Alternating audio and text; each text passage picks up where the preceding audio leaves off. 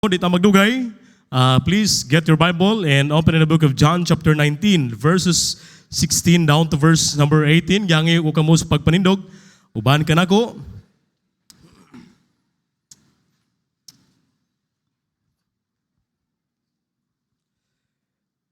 John chapter 19, verses number 16 down to verse number 18. It is talks about the crucifixion of Jesus Christ. Okay, verse number 16, nakita na si Iman. Okay, ako yung mabasa sa verse number 16, kamo sa verse number 17, at tuntunganon sa verse number 18. The Bible says, "Then delivered he him therefore unto them to be crucified, and they took Jesus and led him away."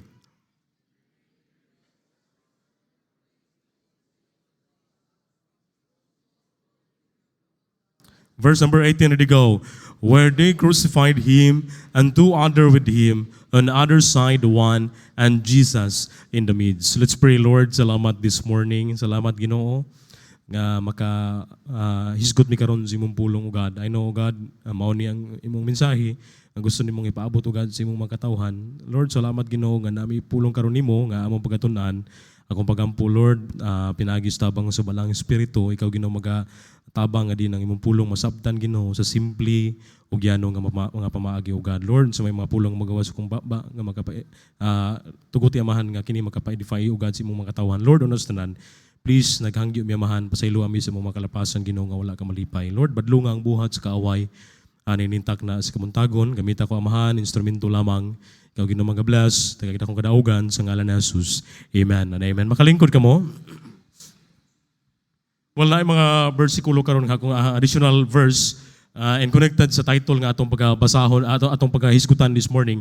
In John chapter 20 verse number 19, I want you to focus with this verse, with this praise. The Bible says, John chapter 20 verse number 19, "Then the same day at evening, being the first day of the week, when the doors were shut where the disciples were assembled for fear of the Jews, came Jesus and stood in the midst."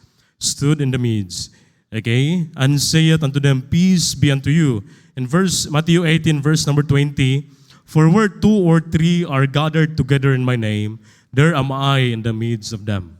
In chapter 2, verse number 5, in 1 Timothy, "For there is one God and one mediator between God and man, the man Christ Jesus." Mediator, Jesus in the midst. In the midst. Okay? Naa siya sa tunga-tunga, naa siya sa atong taliwala. Now, this morning, atong pagkaisgutan, simple lang at title sa atong mensahe, Jesus in the middle. Amen? Jesus in the middle. Have you noticed sa diha nga gilansang si Kristo, isi kakilid niya, na gitawag two male factors. Okay? So, kaya mo lang taon, in John chapter 20, verse number 19, this is the time that when Jesus appears to the disciples, og si Thomas, ani nga time, wala siya. No, usa sa mga disipulo ni Kristo, si Tomas wala, kay si Tomas doubter ni siya pag maduha-duhaon. Okay? So Jesus stood in the midst. Try to picture out, okay? Then the same day in verse number 20, John chapter 20 verse number 19, then the same day, akong balik kong pagbasa, at evening being the first day of the week. First day of the week. Okay? So karon, sa man ta karon, first day of the week. We gathered, we worship our God. First day of the week, okay? And then, when the doors were shut, where the disciples were assembled for fear of the Jews, came Jesus and stood in the midst. Okay mo lang taon ba? Sirado ang mga portahan.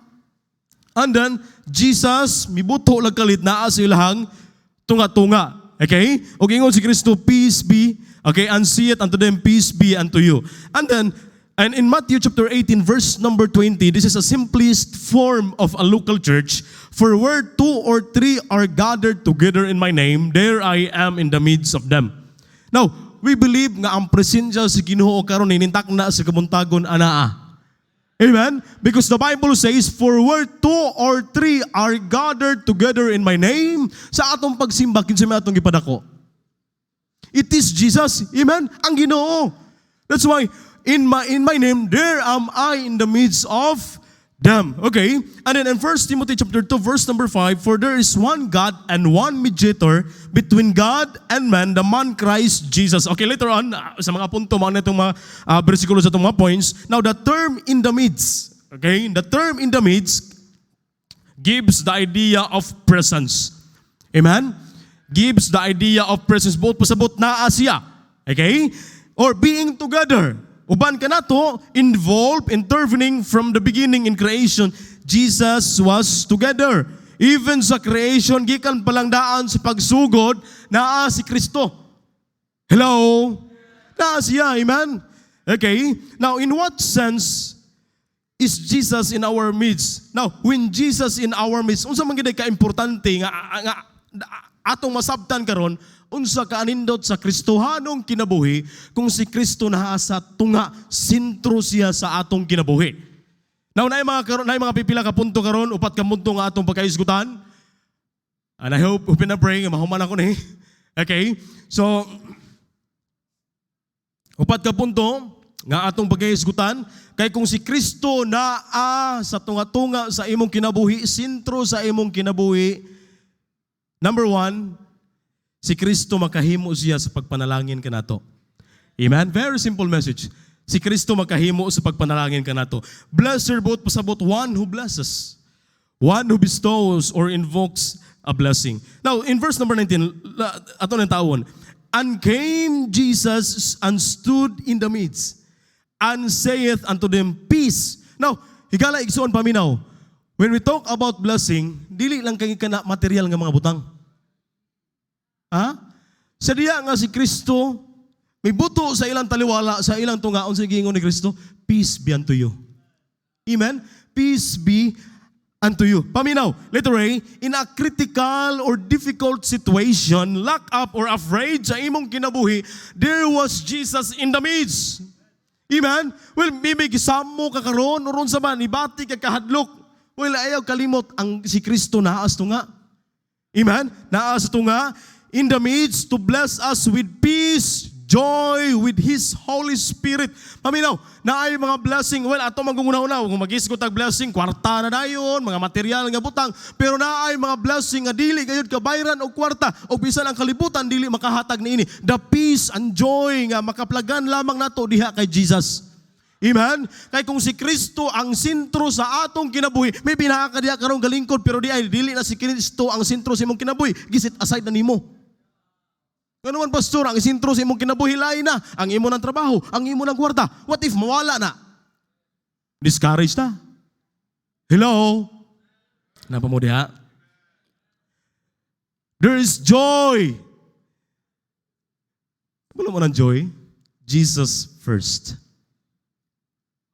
Others second.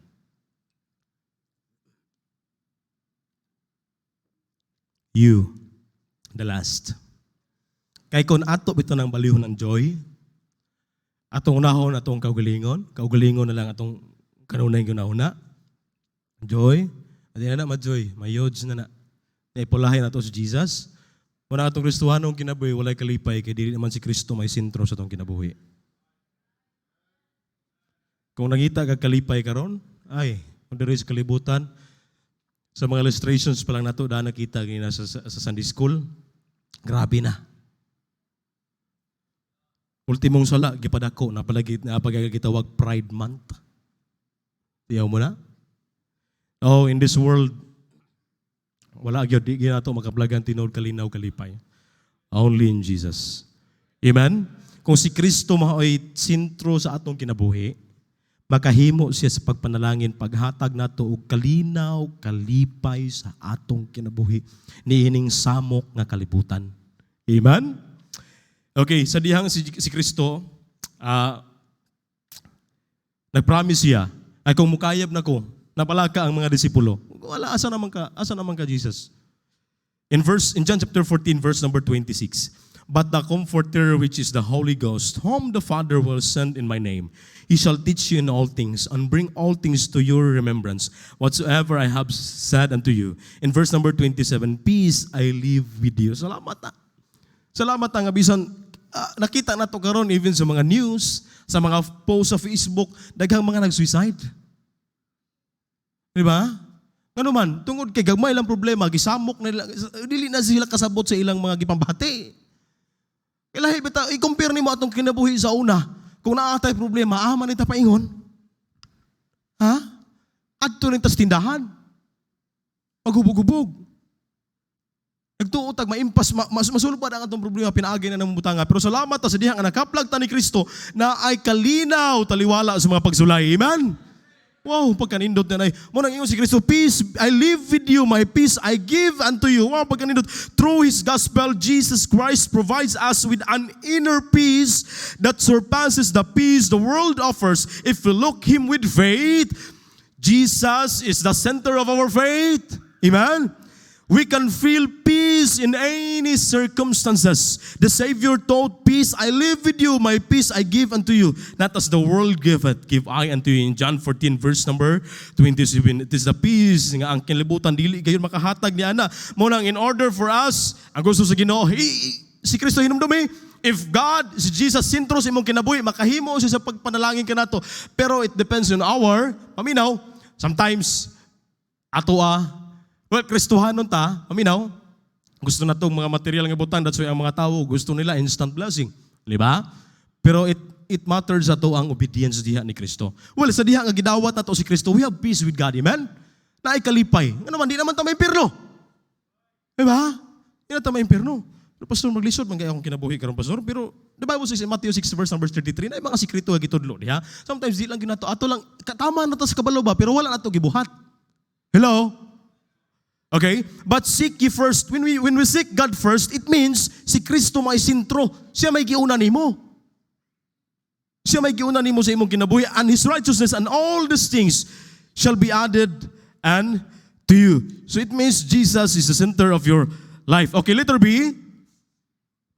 Jesus is always in the midst of His children, even in hard or difficult moments. The Lord is in the midst of us. Sa time ni Moses, ingon si Moses, tiguwang na ko. Si Joshua na yung musunod. Gi-encourage niya mga katauhan. Ingon ng Biblia, Deuteronomy 31 verse number 6. Be strong pag maligon ka mo, and of good courage. Fear not, nor be afraid of them. For the Lord thy God, He it is that doeth go with thee. He will not fail thee, nor forsake thee. In Hebrews 13 verse number 5, I will never leave thee, nor forsake thee. Salamat ang anay mga promise ang Ginoo. Though sometimes lami na kayo ibuhi sa Kristohanong kinabuhi. Discourage na kay ka. Discourage na kay ta, di na ito masabtan. Unsa naman grabe mang persecution ako. Hey, paminaw. Sa diha nga naluwas ka ang Diyos, wala ka sa wala na problema.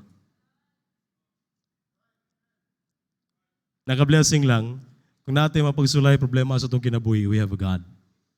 O kung si promise sa Ginoo, I will never leave thee, nor forsake thee. Dili ta pasagdaan sa Ginoo. Amen?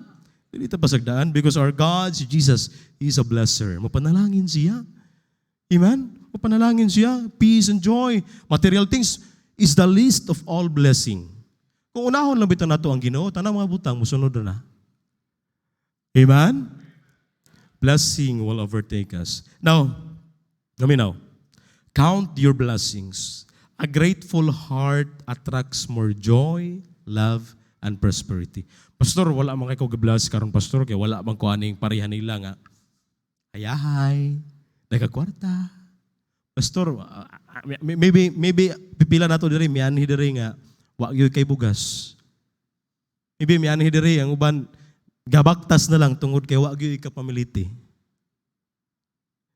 Pero salamat nga giuna nimong Ginoo, ang Dios andam siya mo panalangin nimo. Yes, wala talang ang panahon. Count your blessings. Naay mga blessings nga dili gayud kabayaran og kwarta. Paayong panglawas. Amen? Salamat karon bisag wa tay kwarta pero walay oxygen kita kinstong kilid. Salamat nga na, wala lang nato na na-value ba? Ang ato lang wala magugay ko, wala magugay malipayon ko kung naalang ko ani mabutanga. Pero nalimot ang pinakanindot din ka panalangin, maayo ka panglawas. Amen? Buhi pa ka. Amen? Malipayon ka. Na kay appetite, gana, blessing ba na? Kaya bisang paghumba, litso na sunan sa imong lamisa, pero kung makay gana, wag na lami. Pero bisang ginamos na og saging. Oh, mura naman nagpanit sa litson. Ino na ng blessing? Uy, blessing ba ng appetite? Amen? Bahalag saging, basta labing. Ano? Pero bisang pag-imusudan diha, ginamos na, gituok na imusudan diha. Gipusil ba na imong sudan diha, lami kayo. Kapula mo na gipusil? Bisang pag imusudan, gipusil, ginamos, gipusag silay, lamay kayo. Blessing na. Bisa bagay mo sunang gituok, sunang gituok, ginamo si tuntungag og lami kayo. Amen? Count your blessings. Pastor, murag akong pitaka, pastor, count your blessings sa akong pitaka, pastor, iho, murag may pisong matagak. Ay, money is the least of all blessing. Yes. Kung si Kristo lang ang sentro sa imong kinabuhi, paminaw, siya makahatag ka nato og kalinaw, kalipay, tanang panghitabo sa imong kinabuhi. Inumdumi, anumduman nato, ang material butang, ay, it is the least of all blessing. Ibig isamo ka karon sa imong kinabuhi, basin babasin. Si Kristo dili na mo'y sentro sa imong kinabuhi. Yes. Di na kakasabot.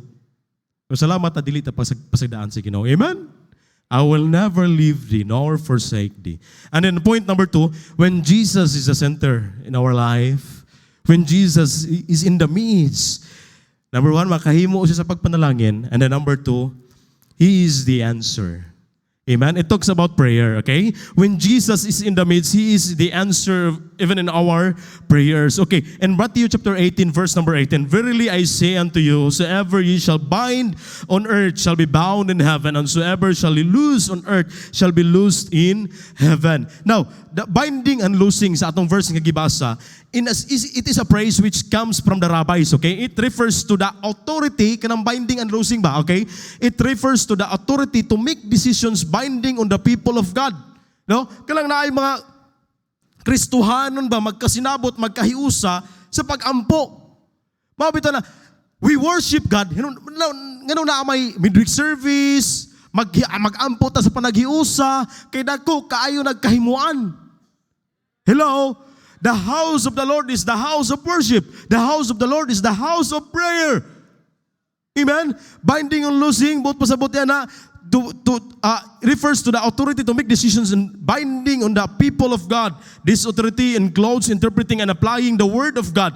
Now, in verse number 19, in verse number 19, there again I say unto you that if two of you shall agree on earth as touching anything that they shall ask, it shall be done for them of my Father. In verse number 20, for where 2 or 3 gather together in my name, there am I in the midst of them. Ino na naka-importante ka like soon. Amen? Ino na naka-importante ang panaghiusa nato, pagsimba, pagsampit, paghangyo sa Ginoo.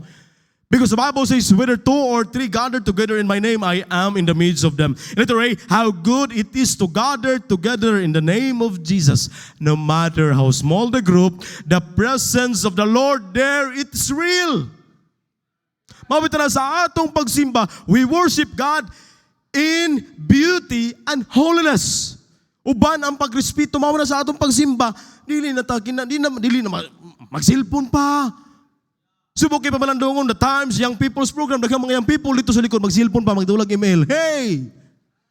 Na ang presensya sa Ginoo. Kung mga politiko bitaw makiistorya o magdiskurso diha, maminaw man gyud ta. Pero pagsimba ato ora dayong silpon-silponan. Hello? The Bible says, 2 or 3 gather together in my name, I am in the midst of them. Na ang presensya sa Ginoo. Amen? Importante na. Unta ato ka nang masabtan. The time when Paul and Silas naa sila in prison. Both of them, okay, in Acts 16 verse number 25. And at midnight, Paul and Silas, ang silang gibuhat, nag-email.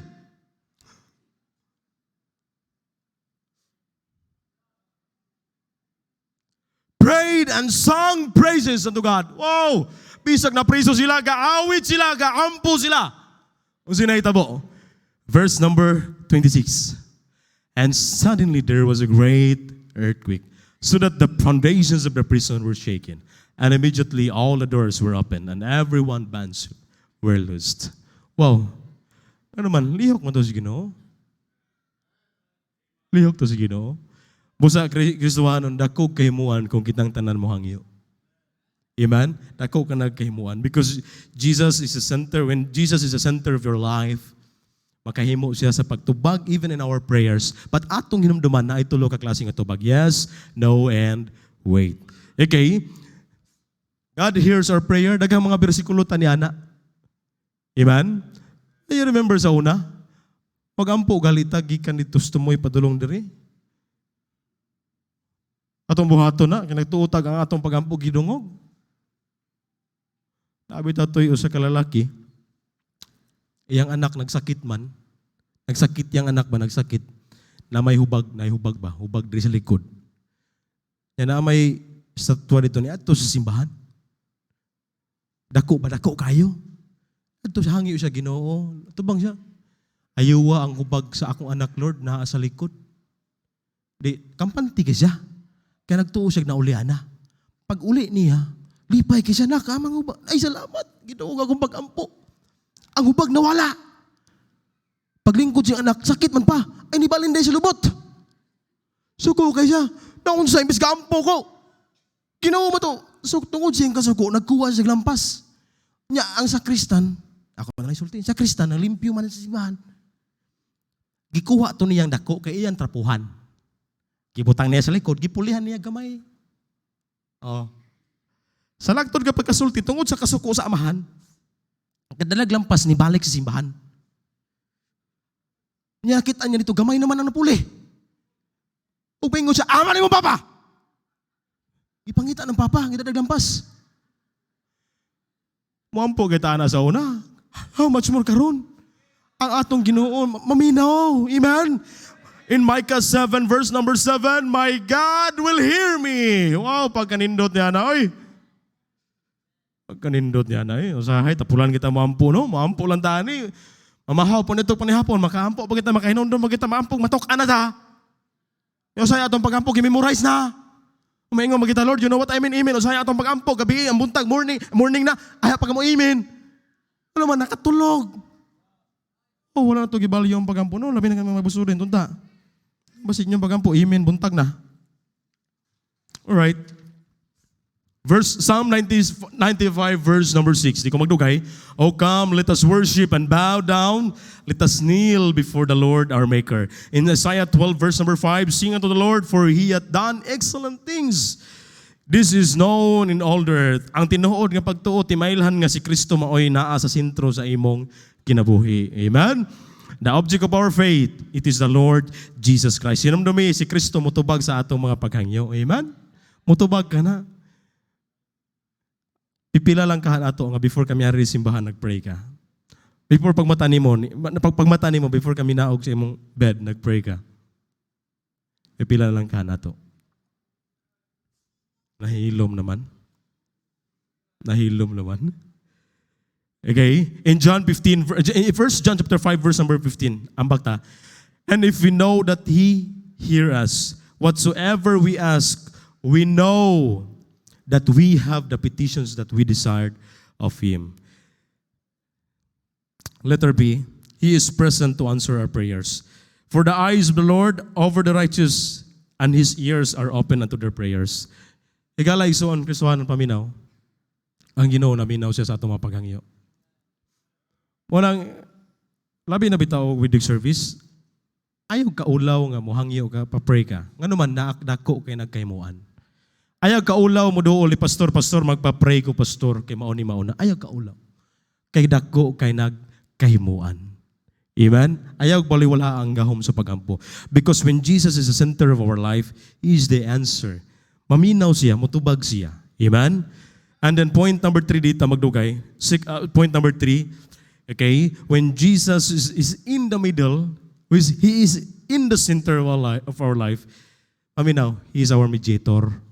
Siya may nagpatiliwala, siya may nagpatunga, batok sa Dios ug sa tawo. Ngano man pastor? In 1 Timothy chapter 2 verse number 5, for there is one God and one mediator between God and man, the man Christ Jesus. So sabot pasabot sa mediator. Next please.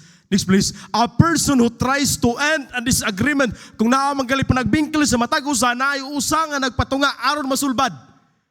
Mo na mediator, okay? By helping the two sides to talk about and agree on a solution. Mo na trabaho sa mediator. Pastor, siya may nagpatunga, pastor, nisamot mo nung angaway. Gusto may tawag ka na. Kamu na bahala. Next slide please. Sama na ba?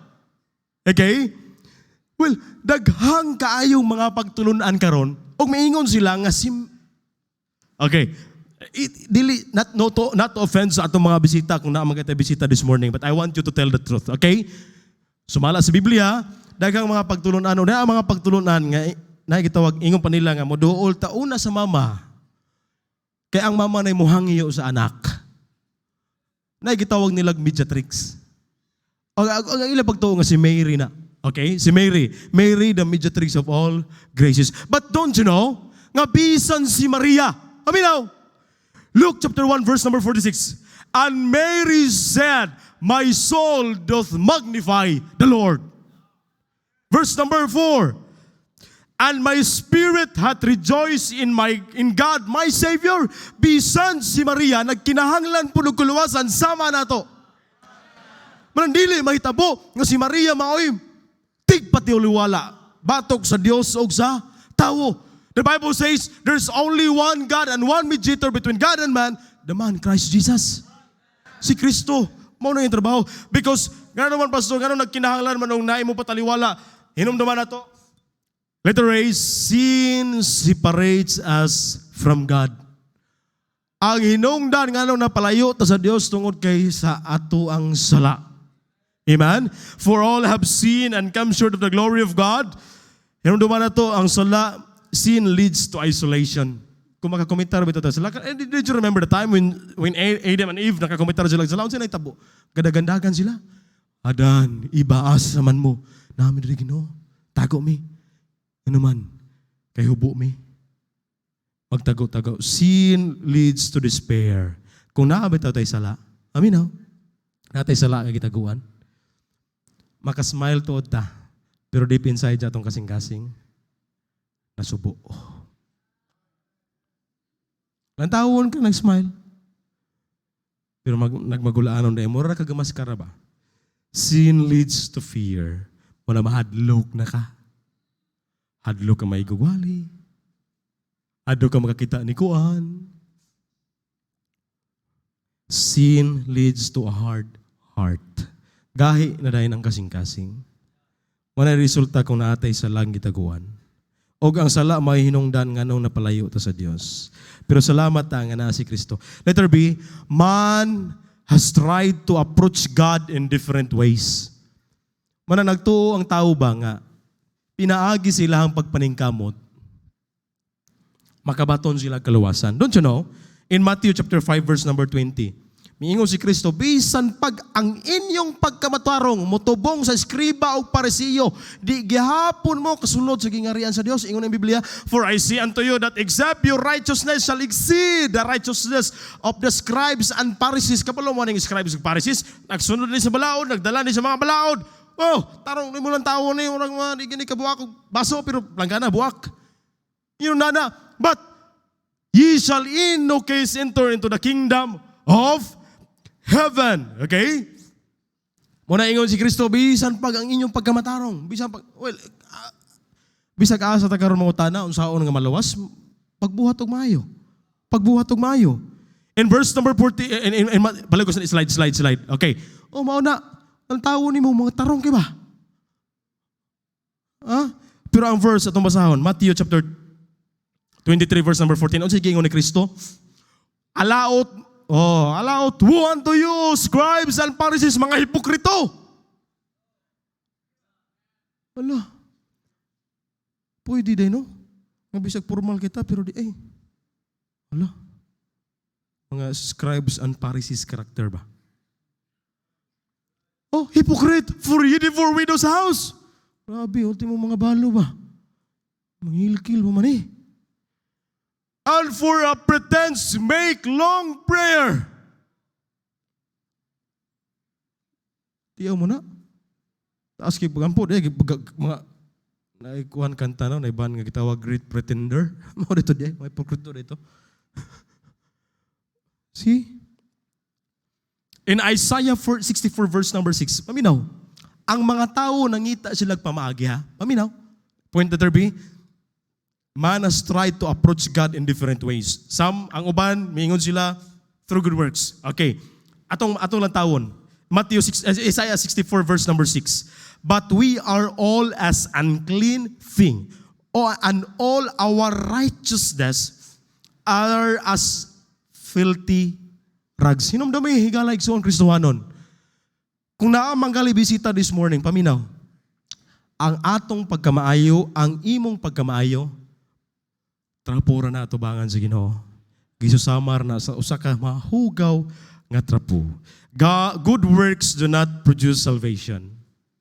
Salvation produces good works. Munang tinuod bitaw ka nga luwas, unta makita ng good works sa imuha. Oy, makita na. Munang giyon ni pasuking ginina, kung wala bitaw kausaban sa imong kinabuhi, questionable na, oy.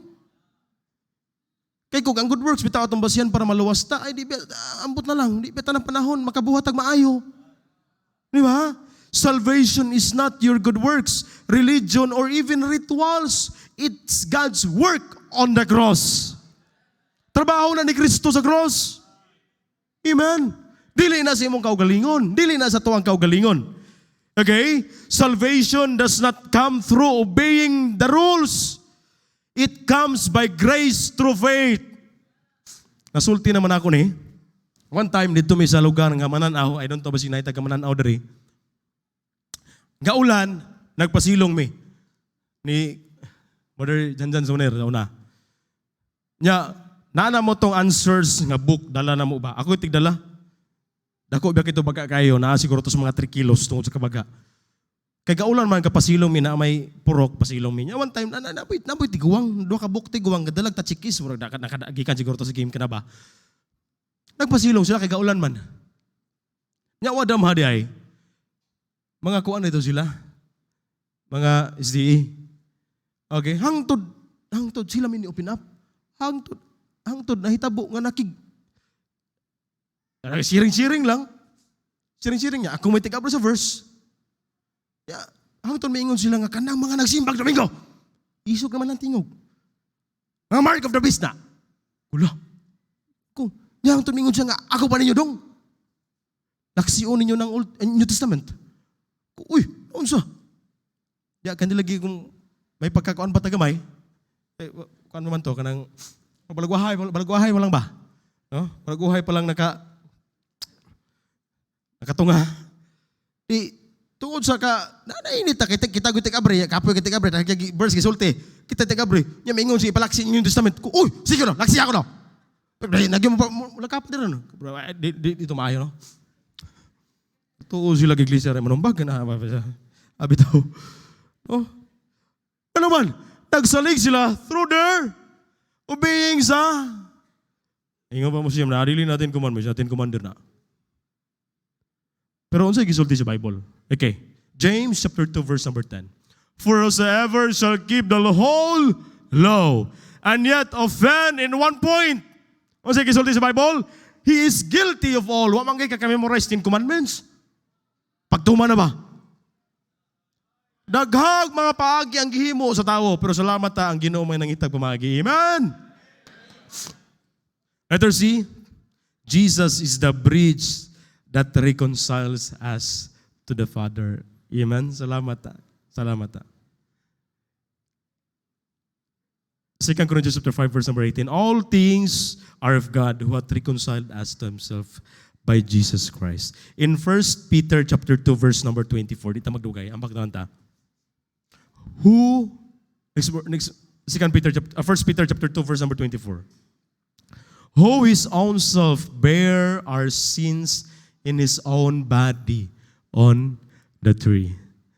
Try to picture out ko na ni Ana ba?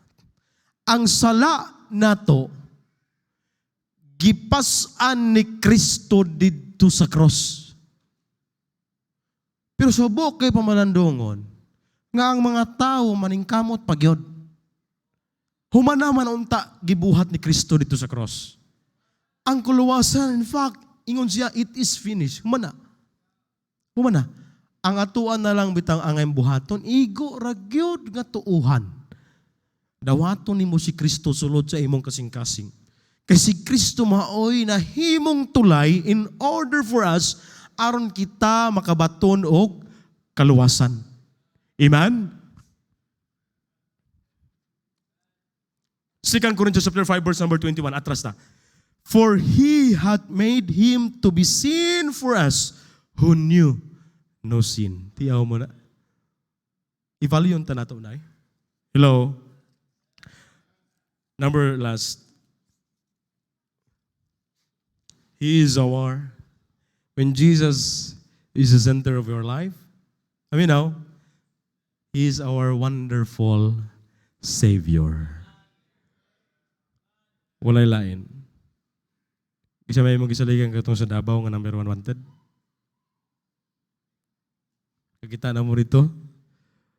Kula, gini no, grabe gini. Oh. In verse number 18, John chapter 19, verse number 18. When they crucified him and two other with him on other side, one and Jesus is in the midst. Chapter 8, on the high mountain, paminaw, 3 crosses were erected. In the midst was the Lord Jesus Christ, and on his left and on his right, the 2 male factors. Letter B, in the midst of pain, agony, suffering, humiliation, there was Jesus in the midst to save the repentant thief. Amen? In Luke 32, verse number 42, and he said, and he said unto Jesus, Lord, remember me when thou comest into thy kingdom. Okay? And Jesus said unto him, verily I say unto thee, today shalt thou be with me in paradise. Ang yan tapad ba, mihangyo, Lord, dinundumi ko, kung tuwanan ka sa imong kingarian, sa imong paraiso. Paminaw ba? Inanani, if nabad na kita bisita karon ba? Nahitabo po ba nga minaog ang isa? Nagbuhat og maayo or maluwas? Wala na. O sige, itubag ni Jesus, verily I say unto thee, today shalt thou be with me in paradise. Muna'y pinakanindot nga madunggan nimo karon. Muna'y pinakanindot nga butang. Ingon si Jesus, kung asa ko, to asab mo. Well, tinuod, kining kalibutan na sunugon rani. Bisan pagpila ka hektarya imong yuta nining kalibutan na, inigkamatay na to, pila na giton ka square foot atong lubngan. Bisan pag nindot kita sa sakyanan, nindot mo sa sakyanan. So nindot kita mo sa sakyanan, paminaw, purlon ragid gapoy mga hatod na to sa sementeryo. That's the truth. Dayo sa ka, hapit na siya namatay. Ang maingon siya. Inikamatay na ako, tanang mga inilang nga doktor may mudayong sa akong lungon. Ikaduha, ang akong kamot ipagawa sa lungon.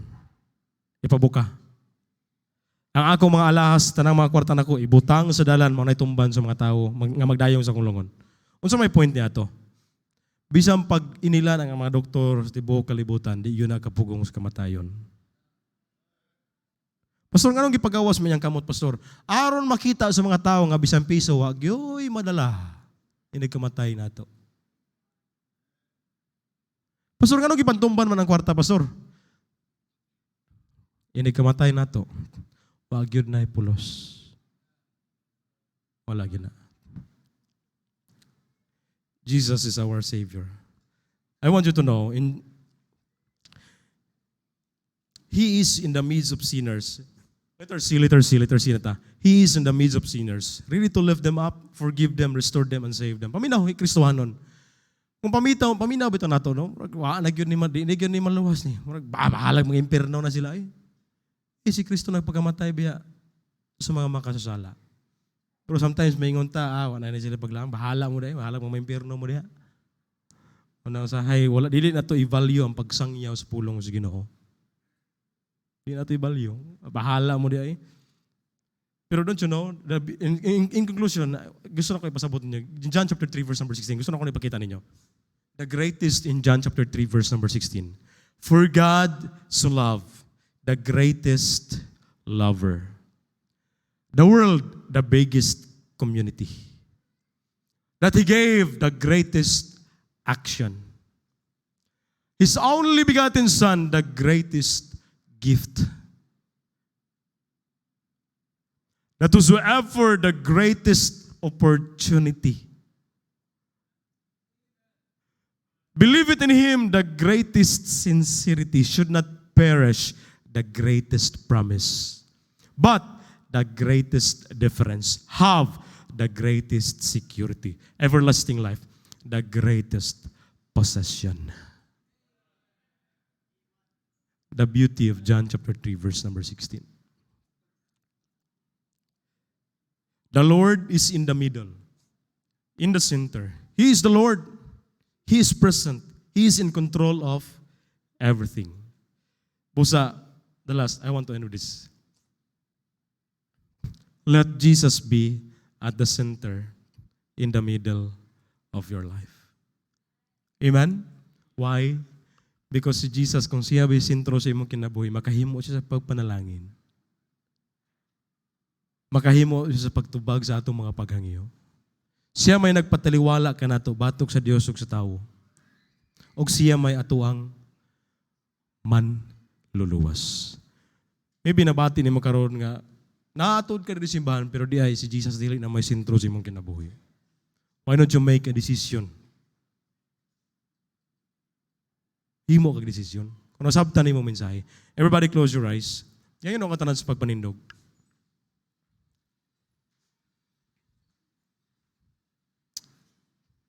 Let's pray, Lord. Salamat, Ginoo, sa imong pulong. Salamat, O God, na ang mensahe nimo na painumdum ka namo. Nag-pray, Lord, sa invitation karon ikaw Ginoo magkapanalangin. Now this morning, kung naman galit mo, hatag una ko invitation alang sa itong mga bisita. Samtang ang piano nagtukar, paminaw, higala, igsuon, Kristohanon, bisita man ka. Nasabtan nimo nga kung ang tao may nangitag pamaagi, aron makabaton og kaluwasan. Through your good works, pagpaningkamot nimo, pagtuman nimo sa unsa ba na? Religion cannot save us. Pero salamat ta nga si Kristo may nagpataliwala, siya may nahimong mediator alang kanato.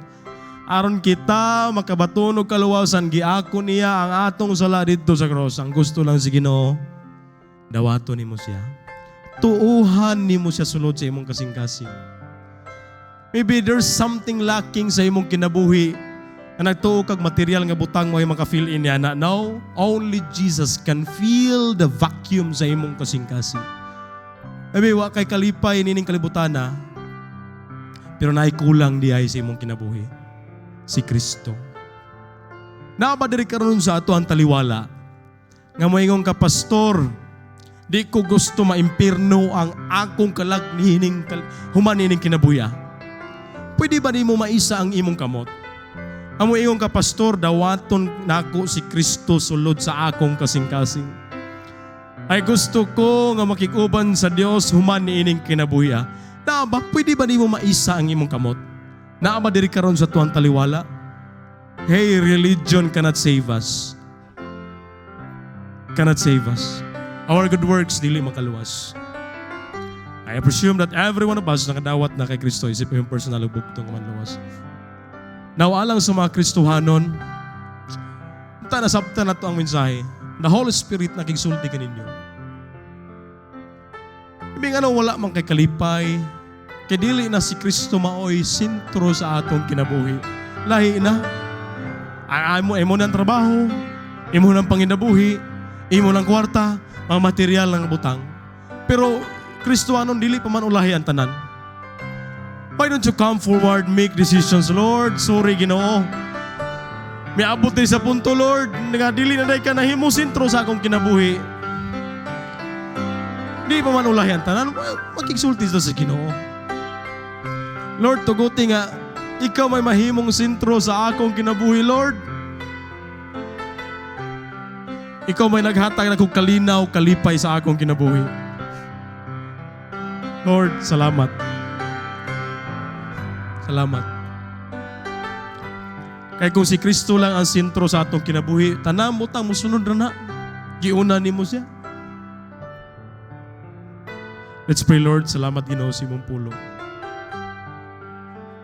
Lord, nagakita ka, Ginoo, sa kasing-kasing sa imong mga kanakanugad diri sa tubangan. They came forward, Ginoo. Nakadungog ka, Lord, sa ilang mga paghangyo. Because we believe, God, nga ang imong presensya this morning, anaa, uban ka na mo. Lord, please, kami naghangyo. Ikaw, Ginoo, magatubag sa mga pagampo, mga paghangyo, Ginoo. May mga Kristohanon, Lord, nga nasit aside na ka, pero Lord, please, tabanging matagusa. Nga ikaw may mahimong sentro, God, sa among kinabuhi. Ikaw magapanalangin sa matagusa. Ikaw magabless o God. Salamat Ginoo sa mga Kristohanon nga naa karon. Ilabi na sa mga Kristohanon diri sa tubangan Lord. Ikaw Ginoo magapanalangin kanila. Ikaw Lord magkadungog sila mga paghangyo, mga pagampo God. Ikaw magapanalangin. Salamat Ginoo sa imong pulong. Ikaw magabless sa ngalan ni Jesus. Amen and amen.